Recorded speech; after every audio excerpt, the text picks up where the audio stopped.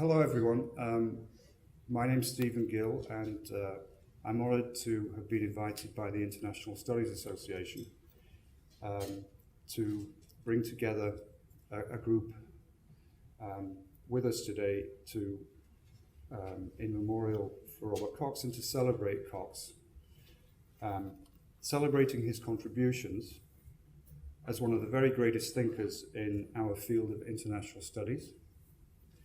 I'm also very pleased to report that among you today are close members of the Cox family, including his daughters Janet and Susan and partner Hong Ying. We're very glad that you're able to be here. And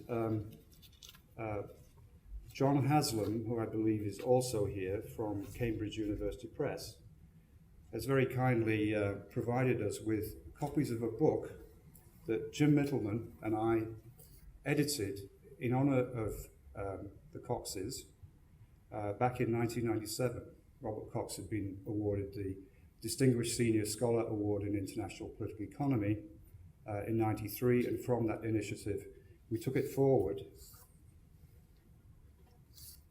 and we produced this book called Innovation and Transformation in International Studies. And if Janet wants to come forward, I have copies with compliments of Cambridge for family members.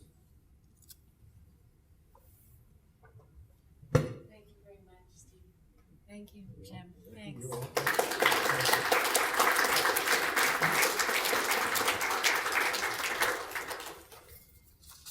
Now, I would also like to thank Tim Shaw, if he's here, for prompting the ISA to put together this panel. And in particular, I'm very grateful to the program co-chairs, Newkett Sandal and Jennifer Witten-Woodring, for helping to put this event together. It was put together after the formal arrangements had been made for the convention, and they made a special effort to include this as an important event today.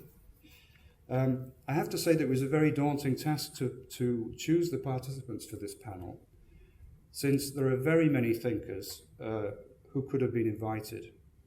I convened this group because all of these scholars have had long-standing engagements, collaborations, and friendships with Robert Cox, either as students, colleagues, co-authors, or intellectual associates. Two of the panelists that are listed were both former doctoral students of Robert Cox, namely Mike Schechter, who was a student of his at Columbia, and Jeffrey Harrod, who was Robert Cox's first ever PhD student and his early collaborator for a period of approximately 20 years. They can't be here today for different reasons, but they provided me with some remarks that I'll read out a little bit later on their behalf. They offer their apologies, and as I said, we'll get to their comments and reflections a little bit later. Let me just introduce the panel very quickly. The first speaker, I will speak first, and then following me will be Hélène Pellerin, followed by Randolph Persaud. Spike Peterson, I guess she's delayed because she's not here. Right next to me. Oh, she's there. She's there now. Okay. She just appeared out of nowhere. I was just wondering where Spike will be an honourable third in the batting order. Craig Murphy, Jim Mittleman, and Eric Leiner.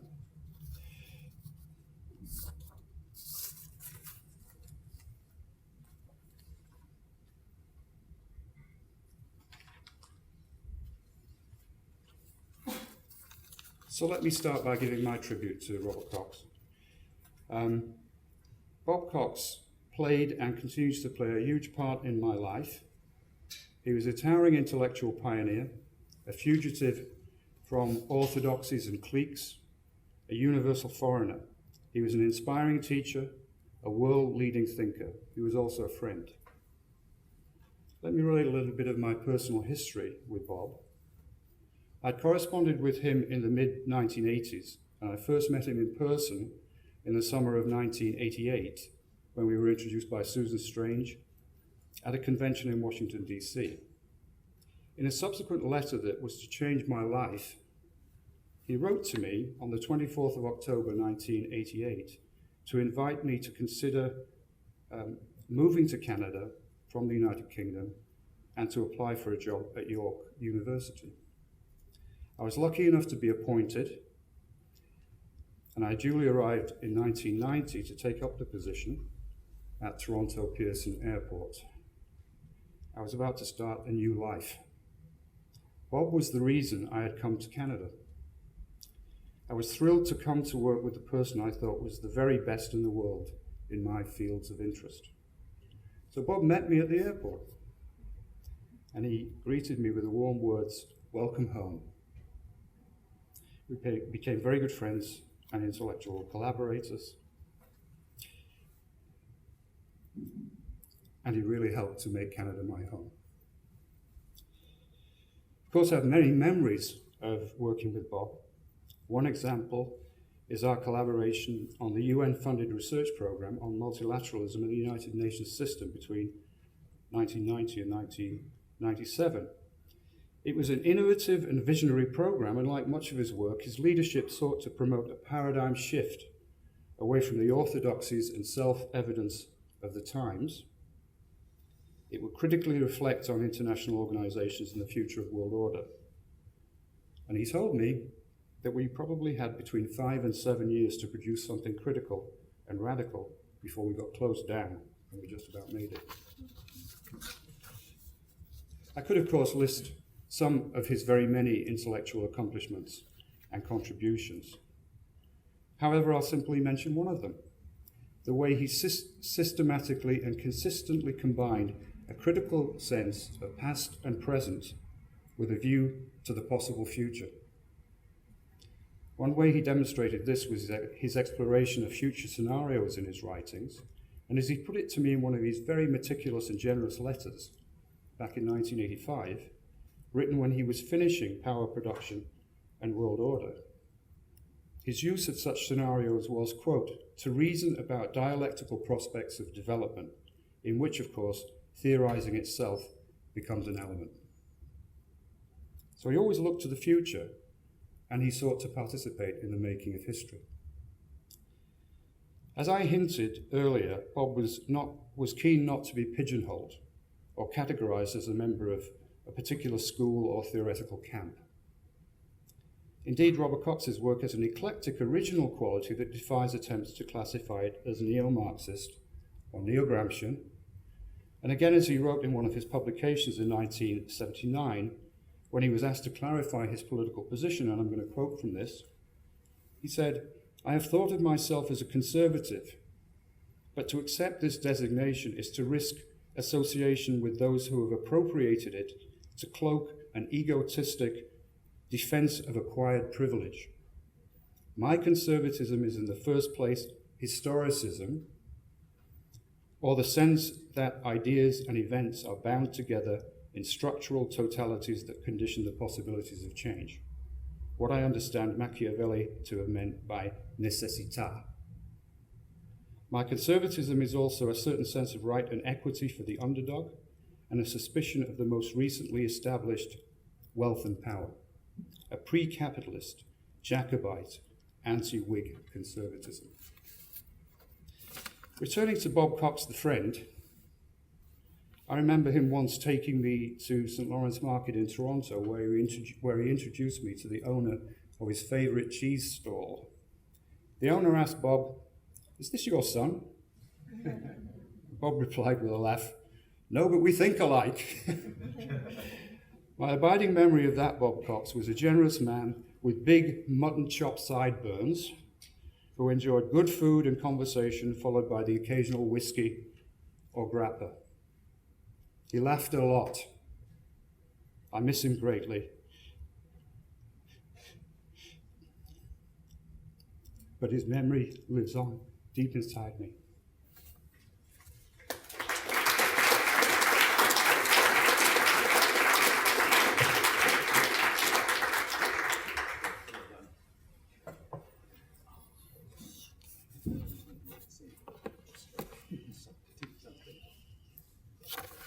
I would like first to thank Steven for having invited me to contribute to this panel. I think it's been an honor for me to have been a student of Robert Cox.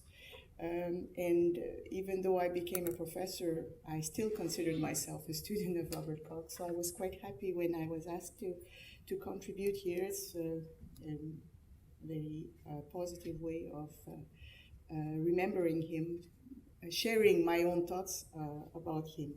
However, I was asked by Steven to focus more on his young life in Montreal as a Quebecer, and that's what I will be emphasizing here.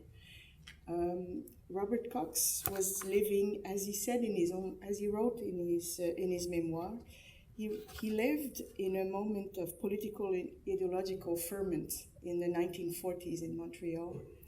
It was a moment when there was the Second World War, conscription, and a lot of opposition, in particular in the Quebec province. And he also witnessed and participated even in the emergence of a first French-Canadian nationalism that was not articulated with Catholicism. And he actually supported the Bloc Populaire in the 1940s, being from the western part of the island, with the big divide between Anglophones and Francophones. Robert Cox was one of the few persons who actually attended meetings, even contributed in translating some of the speeches that Laurando had produced, so to make the ideology of the Bloc Populaire known to the English part of the population of Quebec. I guess the qualification that Susan Strange mentioned of Robert Cox being a loner or intellectual loner, I think corresponds very well to this experience. I was also curious, and while preparing for this talk today, I also went to read back his MA thesis that he wrote in the 1940s at McGill University. And interestingly, it was a history thesis on the provincial election of 1886. And what Robert Cox did in the 300 pages long MA thesis was to try to explain, or in a different way, the significance of that election. The election had been presented as the personality differences between the conservatives and the liberals. Others had been emphasizing the execution of Louis Riel as the important moment that led to the election of the Liberal Party. What Robert Cox is doing is to look at all of these reasons, but also the long-term, you will recognize here his approach, the long-term influences of the social economic landscape of social forces within the province of Quebec. And so his analysis was presenting, as he said, the trigger event was the execution of Louis Riel, but we cannot understand the result of this election without looking at all of the other aspects, which is the Anglophone control of financial capital, but at the same time, the Francophone Western orientation, to look, and also their connection with European ideas of liberalism and socialism. So you can see already in this thesis, written in his young age, the approach he was taking. And I think that makes me think that Robert Cox, the particularity and the genius behind this great thinker is his ability to look at history not simply as when he quote Collingwood, not simply as mere facts that we examine passively, but to look at them in order to understand the mere transformation, potential transformation that they mean. And I guess here, I think Robert Cox was doing what great French historian Michelet had said, is looking at history when history is getting out of its hinges. And that's precisely what he was identifying, these moments when history is going out of its hinges. I think I would also like to say that later on in life, Robert Cox remained, and he always remained faithful to his original ideas of looking at history, and as Stephen was mentioning, his intellectual fugitive ideas. That led him even to later on in life, when all other thinkers were critical of certain events in history, to really position himself, perhaps in an unexpected way, I would say, when in 1996, after the second Quebec referendum, Robert Cox was trying to explain in an article on Territoire et Interdépendance why nationalism and independence remained an important ambition for Quebecois population. Similarly, in the early 2000s, when he rather supported the candidacy of David Orchard as the progressive conservative leader, or candidacy for leadership of the Conservative Party, instead of supporting Jack Layton, who was then campaigning to become the chief of the New Democratic Party. These are moments where, when you think up front, you might be surprised why he would do that. This is not necessarily, nationalism became quite negative in the Quebec's position. The Progressive Conservative Party was not necessarily the most progressive figure, but he was looking at these moments, I guess, from his own historical point of view, by looking at them as moments that are significant to look at long-term perspectives. As he explained in his Territoire et Interdépendance, he saw Canada's future as being either swollen by the American empire or become independent and maintaining links with Europe and other places in the world. And his support of of that leader of the Progressive Conservative Party was precisely for that factor.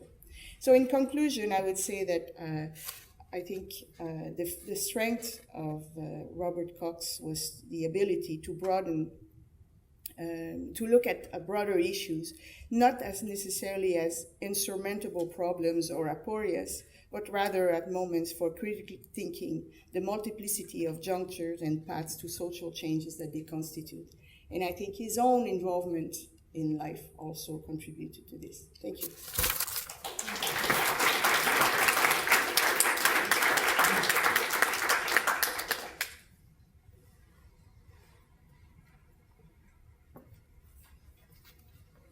Good morning. Stephen, thank you for allowing me to be a part of this. It means quite a lot to me. I grew up in the Caribbean, and for high school I did the O-levels and A-levels, University of London overseas exams. And I had a chance to read books like From Vienna to Versailles, Europe since Napoleon, some A.J.B. Taylor, and it's pretty good stuff. I came to Canada and immediately joined the Canadian working class, meaning going to work in the university right away. And I used to go by this university, and my dad used to say to me, you should go here one day. And I used to say, I will go there one day, and when I get in there, I will never leave. I never knew how literal that would turn out to be. I almost stayed there. But I did go. And you go to university, you have to register for something that you have to major in. I didn't know what. So I went to the payphone, I called my elder brother Don. I said, I got in, I'm here to register. I didn't know what to declare for a major. He said, what do they have? So read off a few things. He says, put down political science. So I said, what the heck, that sounds pretty good. I mean, I was brought up with a pretty healthy dose of anti-imperialism, but not anti-colonialism, but anti-imperialism for sure, because American imperialism was the piece the British were getting off pretty lightly with this thing. So I went in there, I went to York, and in the second year, you hear word from the grad students, and I keep hearing about this guy named Robert Cox, and the PhD students. York had they had a grad pub. You didn't have to be a grad to be in the pub, which worked to our advantage, and we hung around the grad students, and they kept saying this guy Robert Cox. Okay, so I went to the International Political Economy, registered in the course. My brother Walt and I went, and we were sitting next to each other, and Cox passes around the syllabus. And I look at it, and the first reading says, black skin, white mask. So I leaned over to Walter and I said, I think we're in the wrong course.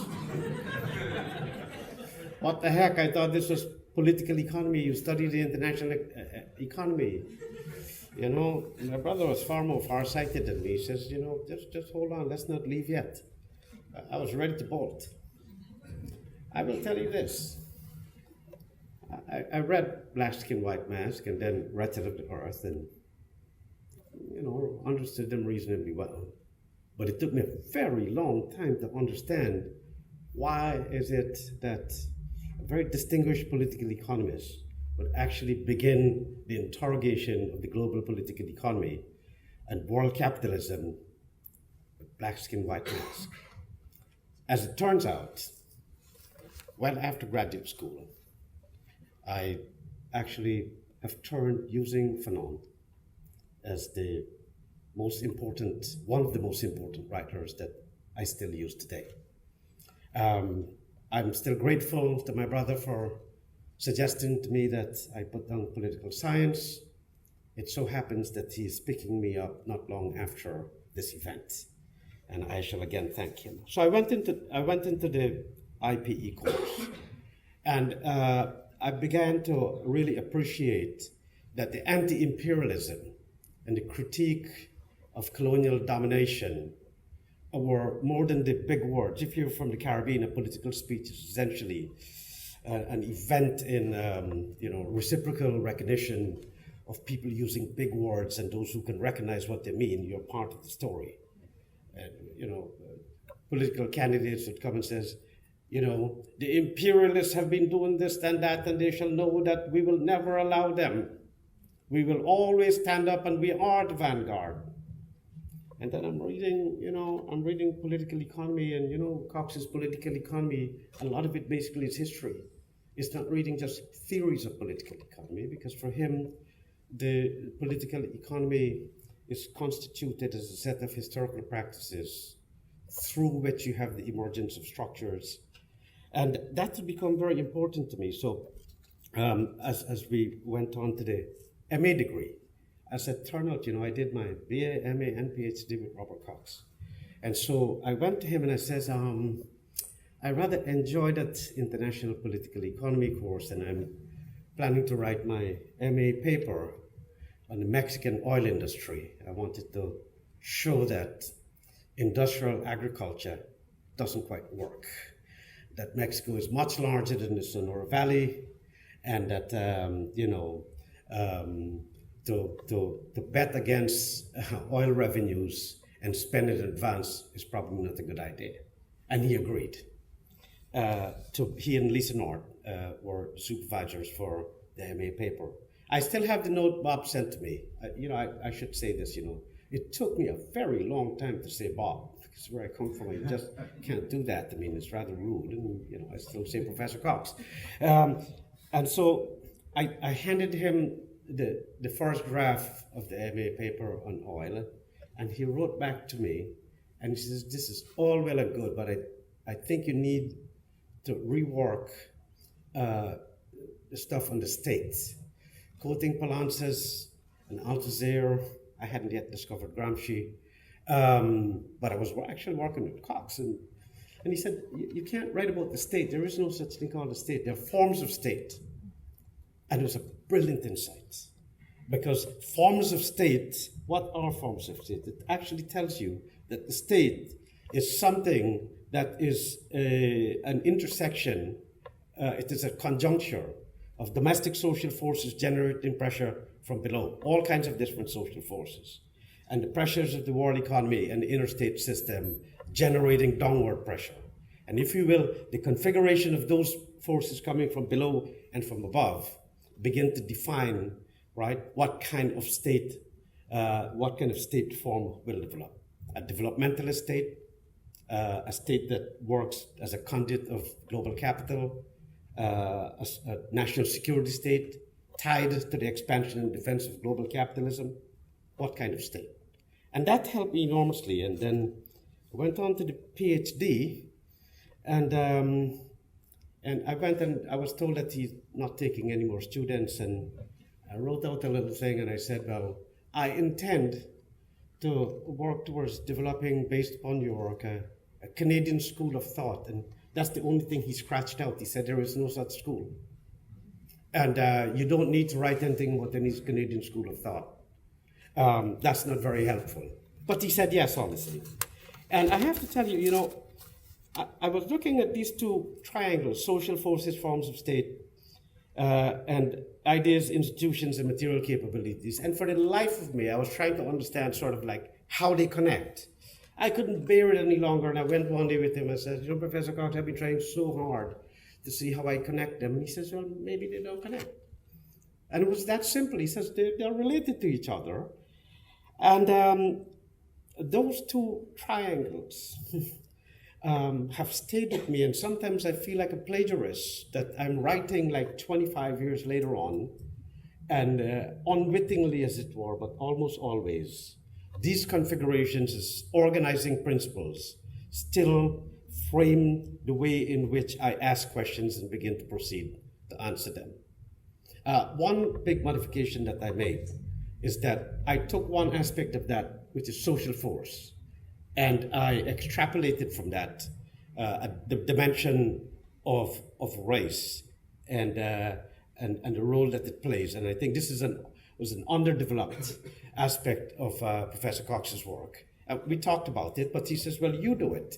And I did indeed, you know, and Steve was on my committee, and Craig Murphy, thank you, was my external. I've been blessed, and Middleman have had the chance to, all of these wonderful folks, right? So, so race then became to me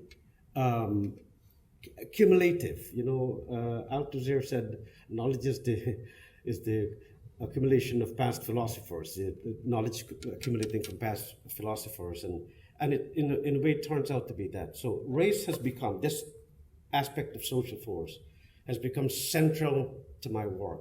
And I never studied it, I never took a course in race, because guess what? I always thought it's such an easy subject. Why do you need to study it? It is so transparent after all. And so this very broad sort of framework that Cox developed, and with my own little playing around with the idea of social force, stays with me. And I have to tell you, I actually rather enjoy doing this kind of work. There has to be some kind of jouissance if you're doing, you know, you're writing about imperialism and overthrowing government and all of that. You have to find some way of enjoying some of it.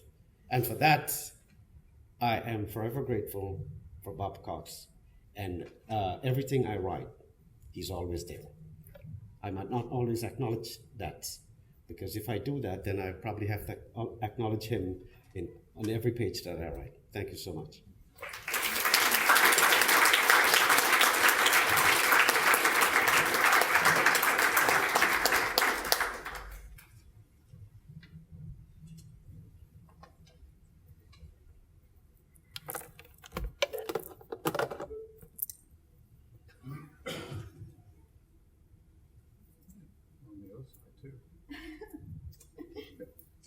I blame the elevators. I'm sorry. I was on time, but they were not. And let me just say, I'm nervous. I want to thank you for the honor of being included in this panel. It's okay. As I know that many of us in the room have many things we'd like to say, and I am determined to do my personal best and try not to cry.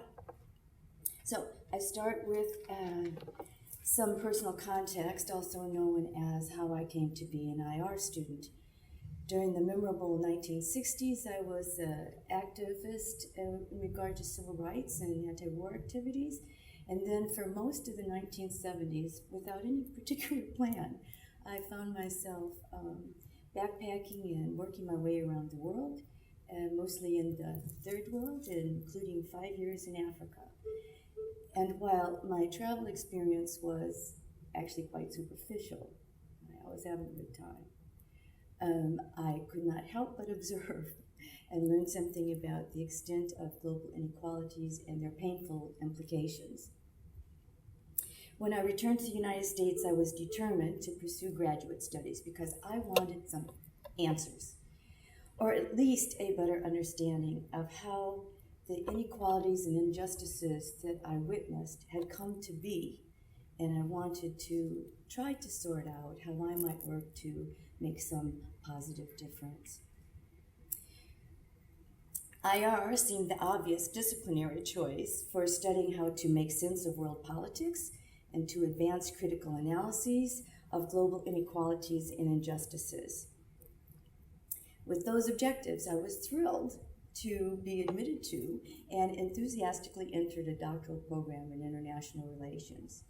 It didn't take long, however, for me to realize that critical thinking was less the norm and more often the stranger in disciplinary IR. Yet at the same time, peculiarly, in the 1980s, critical theory was flourishing elsewhere and powerfully as critiques of knowledge, production, and multiple forms of oppression. Yet IR's disciplinary mainstream powerfully resisted all of these, which was enormously disappointing, frustrating, and frankly, boring. I came increasingly to doubt the value of pursuing a PhD in international relations, which as a field of study seemed more comfortable reproducing social inequalities that I deplored rather than engaging in critical analysis and transformative politics.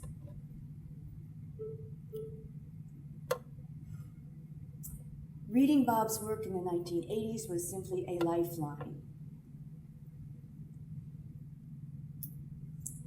Finally, here was a voice that fired me up, right? That challenged IR and IPE scholars to rethink and resist the way things are, and that opened a space to pursue critical theory in ways relevant to my particular interests and objectives. Then in 1989, I had the immense pleasure of actually meeting Bob when he gave a talk at University of Southern California. I also got to sit next to him at lunch. And in what many have described as typical, Bob was not only unintimidating, which was an enormous relief, but a willing and attentive listener. And to my great surprise, because I was on the job market and this was an unusual experience, he was interested in my research. For obvious reasons, this too was a lifeline. Am I doing that? You're making, thank you. Just reassurance I do, yeah. This too was a lifeline, and all the more meaningful because extended by one of my personal heroes. Bob subsequently included me in a UNU symposium where I interacted with scholars I already admired and still do. Being included in one of his edited volumes, well, it'll make it remarkable in the video, actually. It's like, what did she do this time? And maybe because I've got something on the computer. Good. Included me in a United Nations University Symposium where I interacted with scholars I already admired and still do. Being included in one of his edited volumes and the professional support, his professional opportunities his support enabled were simply invaluable to a junior scholar doing unpopular, we'll just say, research. However ambivalent I was about the discipline, I did very much want the opportunity to participate. And I am forever indebted to Bob and others in this room, especially on this panel, whose crucial support enabled me to do so. But I want to conclude with what unequivocally means the most to me, and which I also hope Bob might be most pleased to hear me say. Bob's way of living, learning, teaching, caring, and critical thinking clearly inspired many of us. To me, he uniquely offered a model of how to courageously, and this is important, calmly stand his ground. And I don't mean rigidly or inflexibly, far from it, as he was notoriously always willing to learn. I mean that Bob seemed to me centered in his being and calmly carried on with personal and professional integrity in spite of obstacles and continuing resistance to critical theory. And though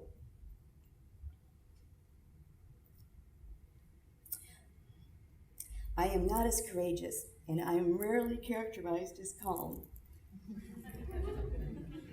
Bob's lifelines made two entwined differences in my life. The model he provided encouraged me to find and stand my ground as a critical scholar, and Bob's professional support enabled me to pursue critical thinking that might possibly make a difference. I stand then on the strong and stable shoulders of this academic giant and am forever grateful.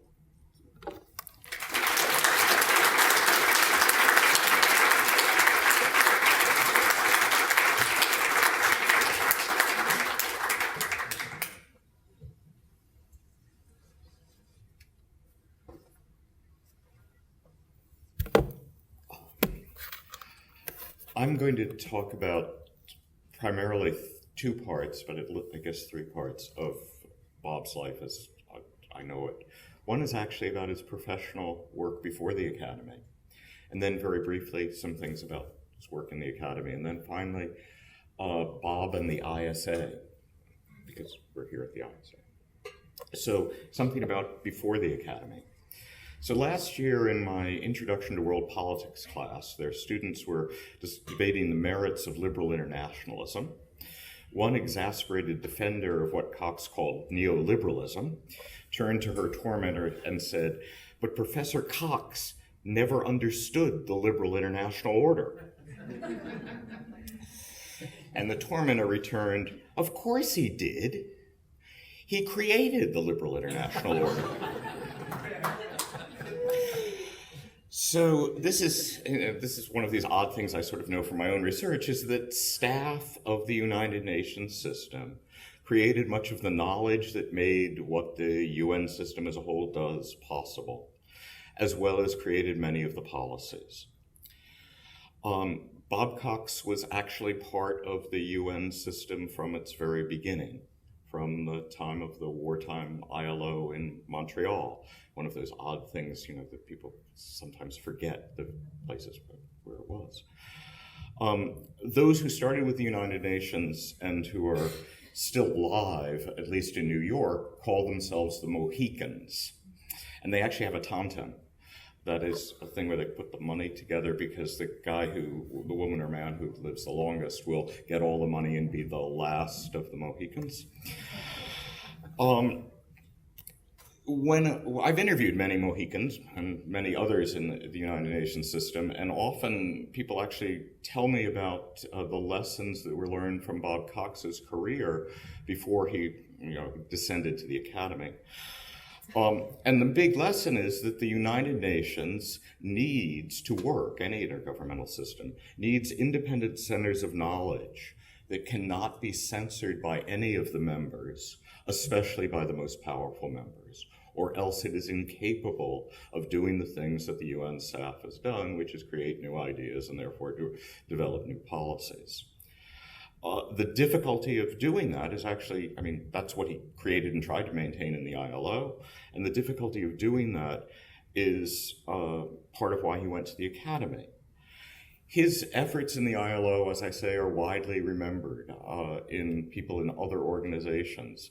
I was told by Peter Hansen of the UN Center for Transnational Corporations when I was interviewing him, he said, "Have you ever heard of anyone named Robert Cox who was at the ILO?" Well, this is the problem we had in the and Sartaj Aziz, who was long time in Pakistan, said UNDP had this great problem that they actually solved by creating the Human Development Office, which was creating a place where there was independent, not controlled by the members, sources of knowledge. Have you ever heard of this guy named Robert W.? Anyway, that is one of the most important legacies of Cox before he came to the Academy.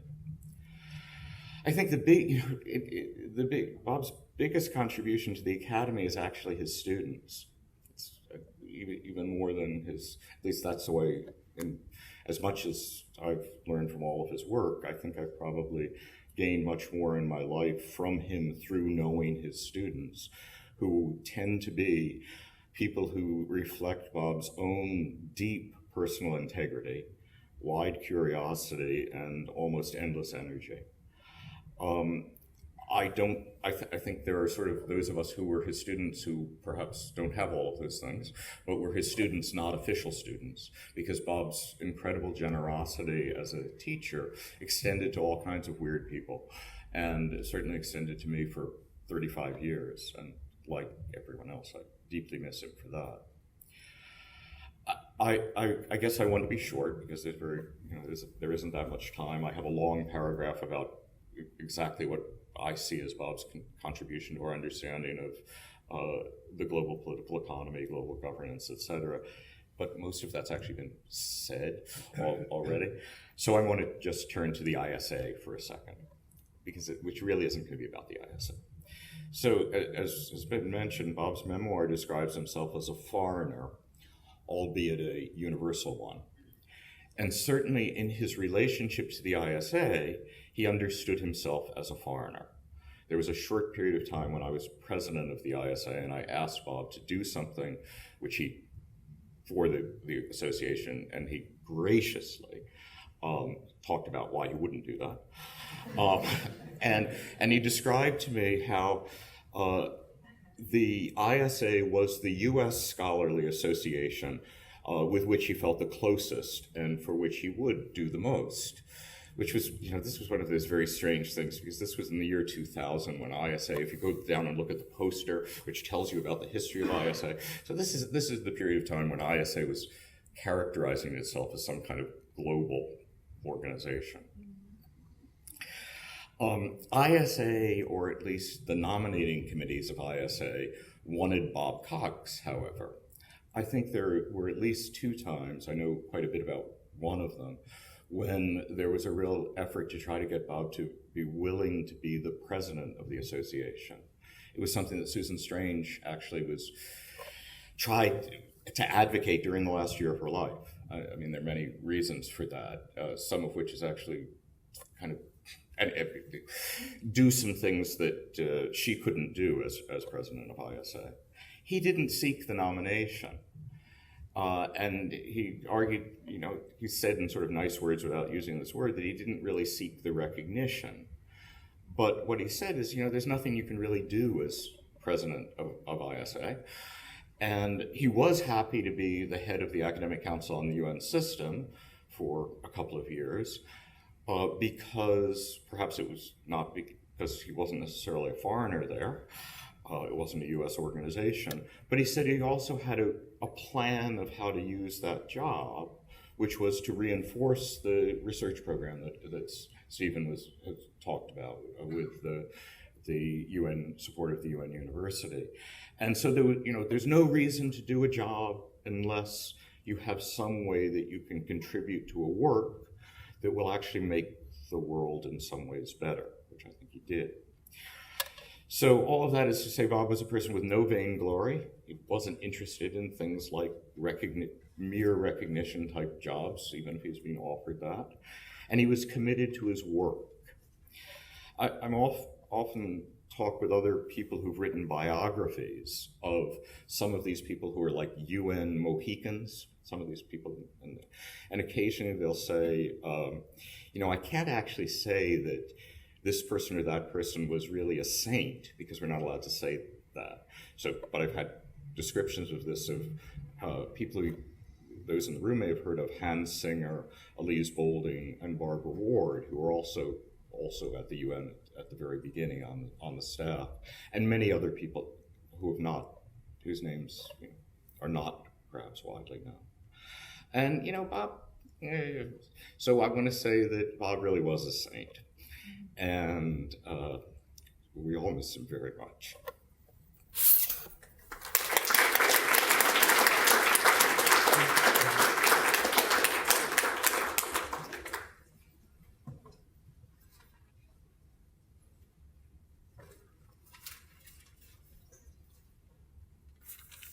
Yeah, I'm Jim Middleman. I want to thank Stephen for organizing and being the master of ceremonies today. Want to thank the Cox family, Susan, Janet, Bob's grandchildren, and Bob's partner, Hon Ying, and her children. And I also want to pay a tribute to Bob's wife of 58 years, Jessie Cox, who was a true collaborator. I think very, very important in his work and his own sense of gravity. I want to thank Bob today for bringing us together in our grieving, just as he brought us together in our life. Many of us know each other through Bob. That is our common connection. The field of international relations and the ISA, which honored Bob many, many times, and all those who came in contact with him owe Bob an intellectual debt. He was truly an organic intellectual. In a sense, we were all Bob's students. We all learned from him. I was his colleague for a number of years, but I was a student. I mean, I always learned from the master. Bob was not trained in international relations. His degrees from McGill were in history. It never occurred to him that international relations should be a separate field of study. Why would you separate that out from the great thinkers, the great social theorists whom he turned to? His work does not fit under any single label. And I'd like to add to what Stephen appropriately said. Bob was certainly not a Gramscian or a neo-Gramscian in any sense. He didn't follow any one person, any one intellectual. In fact, let me tell you about the first time that Bob heard the name Gramsci. It was in 1970 when he met a student from the University of Toronto. And the student came to Bob and he said, "You really should read Gramsci." Bob said, "Who is Gramsci?" And that was when his attention turned in that direction. Some of us owe an enormous personal debt to Bob as well. He and I were close personal friends for 46 years. That's a long time. And up to the time when he passed away, we had semi-regular telephone conversations. So let me say a few words about the biography of this self-proclaimed outsider. Susan Strange called him a maverick, an eccentric. He was always preoccupied with the relationship between mind and society, the individual and events. This is the theme that runs through his autobiography. But let me go back. I think I want to start the story with the Columbia University years. Bob and I came to Columbia University in 1972. He was a very senior person. I was quite junior, but we struck up an instantaneous friendship. We were both in a state of shock. And this is part of what turned Bob to the left from liberal internationalism, The Anatomy of Influence, a co-edited book that he did. We were in a state of shock, and we were shocked by North American positivism. Testing variables, separating independent and dependent variables. I still can't separate them. I don't know what the difference is. I've been trying for decades and decades. And I'll recall just one moment when Bob expressed his shock at this. It was usually in long conversations that the two of us had. As I said, we were newcomers. Bob was coming from Geneva. I was coming from Kampala, Uganda, where I had lived for some years, via a small village, Ithaca, New York, Cornell University. But Bob was asked to give a seminar to a group of PhD students and faculty members on his work at the time. And then all of the questions that were followed was, well, Professor Cox, how would you operationalize this grand historical scheme? Tell us about how you would test it. What are your hypotheses? Are they testable hypotheses? How are you going to prove this? And so on. And Bob was completely at a loss. There was a breakdown in communication here. His values and his commitments were very clear, and he represented them beautifully. Social justice, empathy for the marginalized, tolerance of different points of view, and a commitment to emancipation. There have been many adjectives used to describe Bob today, but I think an important one, maybe the most important one, has been left out, and that is humility. It was so striking about Bob, such a modest person. The humility struck people the first time that they met him. And he had a sense of humor about it, too. One time I criticized a title of a book that Bob adopted. It's about plural societies, plural worlds. And I said, they're going to confuse this with the liberal notions of pluralism. And then he said, my book will be a sleeper. It'll be a sleeper. It won't be marketed. He just could not market himself. Think of what's going on at universities today with self-promotion, self-aggrandizement, all of these tags beneath signatures. He was a person with sharp wit.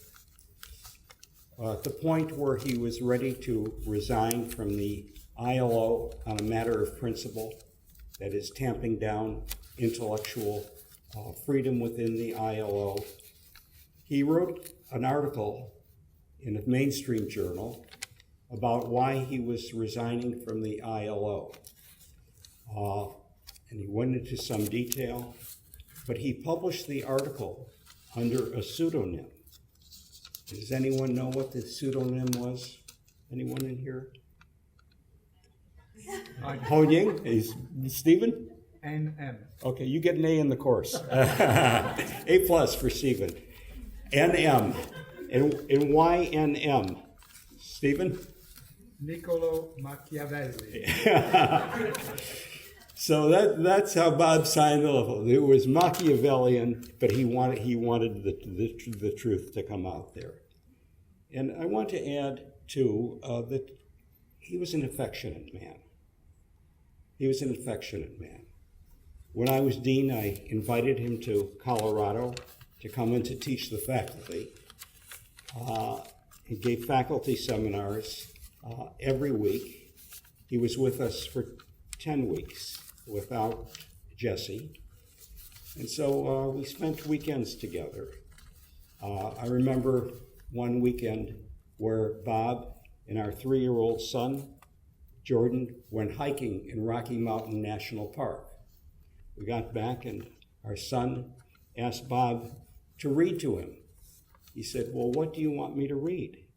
Our son said, Star Wars, Luke Skywalker, Star Wars.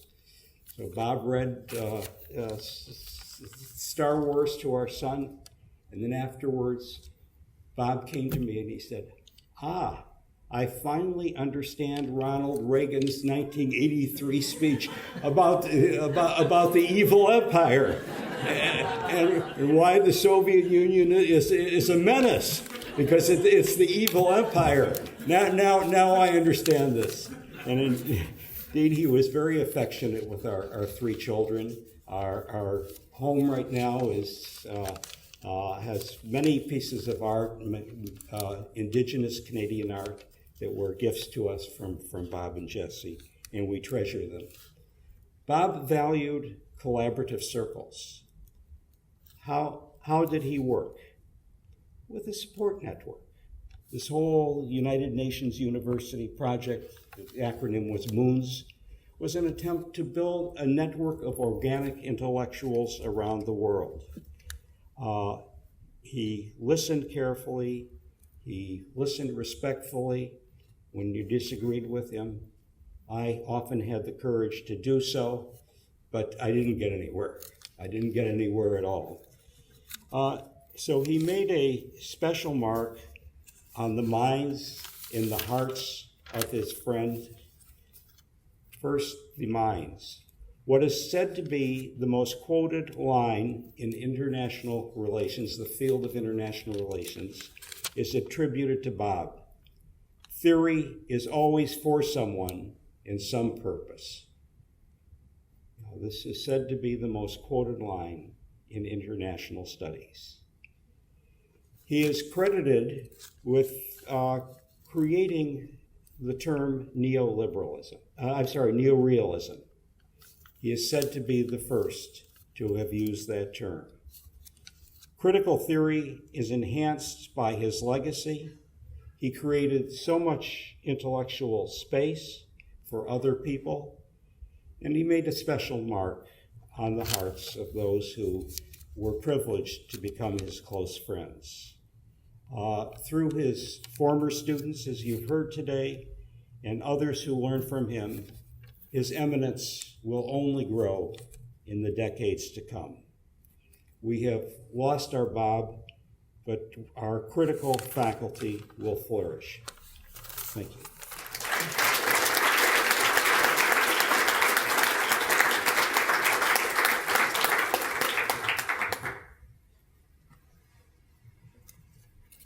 My name is Eric Leiner from the University of Waterloo, and I'd like to thank Steven very much for inviting me to be part of this panel. It's a real honor to speak about Bob, and I'll just say some brief things. I knew him in a number of different contexts as a scholar, a teacher, and then a colleague and a friend, particularly in his last years in Waterloo, where I'm based.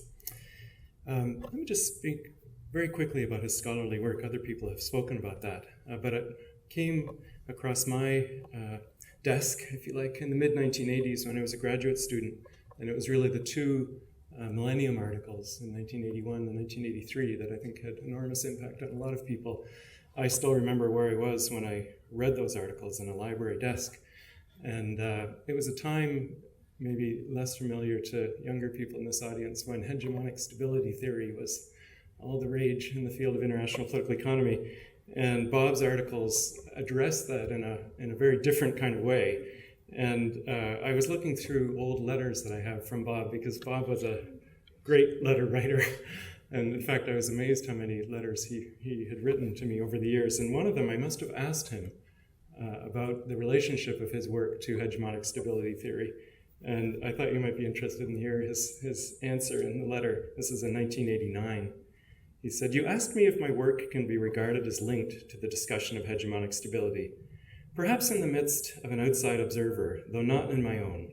That is to say, my ideas about hegemony in no way derive from the debate linking Kindleberger, Cohen, Krasner, et al. I have come at the question out of deep left field." If I were to identify a true linkage, it would be through Vico, Gramsci, and E.H. Carr. That was the conception that he had of his relationship to that debate. I continued to be inspired by his work, and in my case, particularly the work at the end of his career, which really became increasingly concerned with the relationship between civilizations and political economy. And he wrote, I think, some very eloquent things about the need for the field of IPE to widen beyond a kind of Western centrism intellectually. And this was in the context, I think particularly became prominent in his writings when Jerry Cohen had published a book describing the field as kind of a British versus American debate. And so I just wanted to read one quote which I've particularly liked from 2009, where he had a plea for IPE to move beyond that and to have what he called IPE on a global scale. And this is his, I think, a nice quote in terms of his vision of what the sense of the field could be, at least how he perceived it. It's a bit of a long quote, just bear with me. He said, "Unlike economics, IPE cannot be an abstract science. Of its nature, IPE incorporates human concerns and intentions for social transformation and ethical values. And cultures and civilizations differ about these things. These aims and values are framed by people's innate sense of how the world works, a sense that has been shaped by a people's history. The impact of the longue durée in shaping mentalities provides the framework for thinking about policy. Different approaches to IPE have to be understood historically. The English-speaking world, long hegemonic in the dissemination of thought about global affairs, will need to listen more carefully to other voices in a global dialogue. IPE looks at the rarefied abstract world of economics and confronts it with the messy, unpredictable world of politics and society, with the ideas through which different peoples understand themselves and others. Susan Strange's appeal for an open range now requires an openness to and an understanding of the perspectives of all civilizations that encounter each other in every world crisis." I think that really summed up some of the things he was trying to do near the end of his career in particular. Mm-hmm. So that's some of the scholarly ways in which Bob had great meaning to me. Bob was also a teacher of mine at York. Others have spoken already about his generosity, so the long letters that I've received from him. The modesty I really had underlined in my own notes. Bob was embarrassed by the attention, I think, that he received. And I experienced that a number of occasions, one in Waterloo where he was, we had a sort of a book launch for his final book, and I think I remember being close to him on the panel, and he said, "Why are all these people here?" It was a genuine sense of puzzlement that he enjoyed doing what he liked, but he didn't need the attention in any way, I don't think. The final thing I wanted to say about his role as a teacher was to encourage students to see the broader purpose of his work, and particularly, I think, the idea of challenging dominant ideas. I found that in many letters where I would write him, or I must have sent him papers that were often quite dry, and the usual comment was, "What is the social purpose of all this?" and often quite strong words. I wanted to read one quote from Susan Strange because she's come up in other people's comments as well, and I think Susan really summed up Bob's view about that famous quote that Jim just referred to. This is Susan's quote. "When Bob Cox says, 'Theory is always for something or someone,' he is only half right. A good deal of theory is against someone or something. Both my work and his, in my estimation, have developed in opposition to certain ideas or paradigms that we are opposed to or what we found biased or perverse." I think that does sum up Bob's motivations in many cases. So finally, let me just mention a colleague and a friend, and so this is especially in Waterloo, where he spent his final years. I can comment about the generosity, the warmth, the modesty, but I did want to finish with two other words which really struck me. It's not easy growing old, and Bob, I think more than anyone have seen, grew old with dignity and with grace. He was a unique individual. He was a one-of-a-kind. He had enormous impact on a lot of us, and so thanks to Bob for that.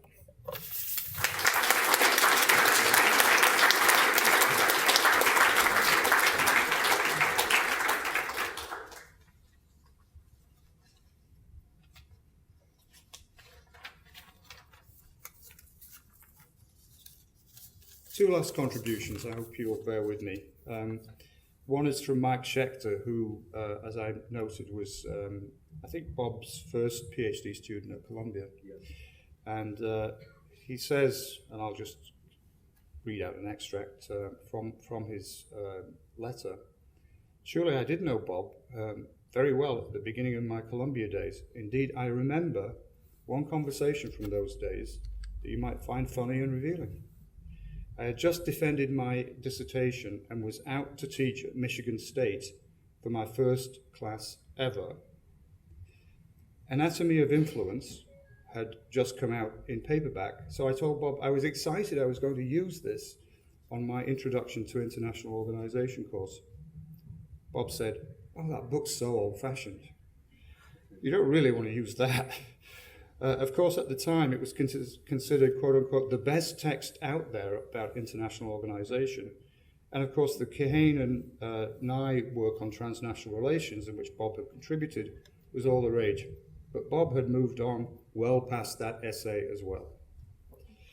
So I guess that's part of his intellectual epiphany that's referred to there. Now, I wrote to Jeff Harrod, and I persuaded Jeff to send us thoughts about the intellectual collaboration with Bob when Bob was at the ILO. So I'll read this out from him. When I first met Bob in 1964, he was a professor at the Graduate Institute of International Relations of the University of Geneva. At the same time, he was also an Assistant Director General of the ILO in charge of research in the field of work and industrial relations. I had the good fortune to be his first PhD student. Post-PhD, when I joined the ILO, our collaboration continued with a major research project called the Future Industrial Relations at the ILO Associated Institute, which was intellectually led by Bob, with myself as coordinator. This project was crucial to the intellectual contribution made by Bob in later years because it focused on the form and nature of power surrounding production, whilst accepting that there would be different forms and arrangements of forms in different countries, nations, social formations. So although there was universality in power, its manifestation was sufficiently different to reduce the importance of universality, if not render it entirely imperialistic. The vast sweep of his knowledge and experience of the world enabled him to see what others did not, that there is an exotic variety of power relations. Expressing this insight in research and writing meant a departure from the universalistic Marxist two-class model, as well as the liberal tripartite model which governed the ILO. Unfortunately, the rulers at the ILO did not appreciate this departure by one of its senior executives, and they eventually forced Bob's resignation because, as the then Director General stated openly, his work offended the prevailing ideology. In some ways, this was a compliment because it suited Bob's self-description as a radical, which for him meant critical thinking about everything. Post-ILO, we continued to work on the project and now plan 4 volumes to cover in detail the power relations of the whole world labor force. We collaborated on this project on and off for 15 years.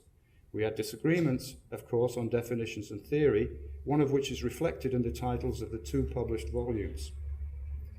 But we agreed that the objective was to provide a framework for understanding social relations, freed from the categorization by vocation, skill, level of organization, class, and income, and to demonstrate their importance in all spheres of social science and politics.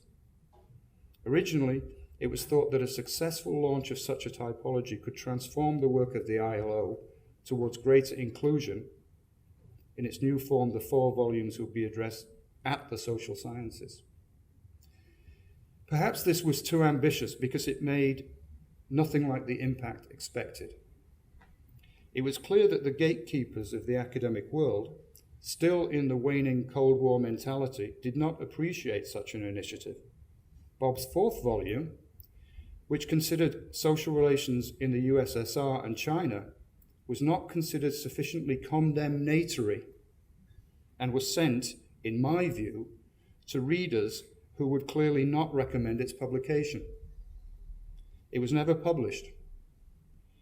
Columbia University Press broke their contract with me in failing to publish a paperback of my volume, and even refused a subtitle which would have contained the words subordination or domination. The 4-volume project died. Intellectually, the entrenched view of work, labor, and conventional categories were too powerful to be challenged. The radical basis of the challenge was unsettling or disturbing, and the non-conformity of Bob's thinking resulted in statements noting, for example, that we had pulled out the good bits of Marx but left, quote, the bad totalitarian bits behind, unquote. When Bob moved to Columbia University, the original theoretical Volume 1 became Part 1 of Production, Power, and World Order, while Part 2 joined much of the existing research with a characteristic, eclectic, and iconoclastic approach to produce an extraordinary global political socioeconomic study which has inspired many students and intellectuals. At the ISA, this is the work deservedly most connected with Robert Cox, and I will say nothing more other than I expect it will be a classic in global political economy and in wider international relations.